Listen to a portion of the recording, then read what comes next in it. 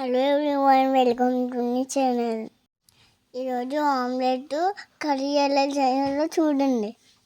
చాలా టేస్టీగా ఉంటుంది ఫ్రెండ్స్. వేడి వేడి అన్నంలో తిన్నారనుకో సూపర్. వీడియో లాస్ట్ వరకు చూసి సబ్స్క్రైబ్ చేయండి ఫ్రెండ్స్. 2 ఉల్లిపాయలు, 4 పచ్చిమిరపకాయలు చిన్న చిన్న ముక్కలుగా కట్ చేసుకోవాలి. స్టవ్ మీద ప్యాన్ పెట్టి ఆయిల్ వేసుకోవాలి. ఆయిల్ వేడెక్కాక ఉల్లిపాయ ముక్కలు, పచ్చిమిరపకాయ ముక్కలు వేసేసుకోవాలి. వేసుకొని బాగా ఫ్రై చేసుకోవాలి.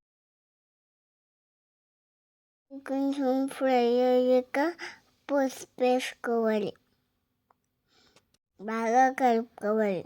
ఇది కొంచెం ఫ్రై అయ్యాక సరిపడినంత సాల్ట్ వేసుకోవాలి. ఇంకా కొంచెం ఫ్రై అయ్యాక కారం వేసుకోవాలి. ఇది కూడా బాగా కలుపుకొని వాటర్ యాడ్ చేసుకోవాలి. వాటర్ యాడ్ చేసుకున్నాక బాగా కలుపుకొని కొంచెం అల్లం వెల్లుల్లిపాయ పేస్ట్ యాడ్ చేసుకోవాలి. ఇది కూడా బాగా కలుపుకోవాలి. చిన్న మంట మీద మూత పెట్టుకుని ఉడికించుకోవాలి. వాటర్ అన్నీ అయిపోయాక 4 eggs తీసుకొని ఇందులో వేసేయాలి. అలాగే కదపకుండా మూత పెట్టుకుని ఉడికించుకోవాలి.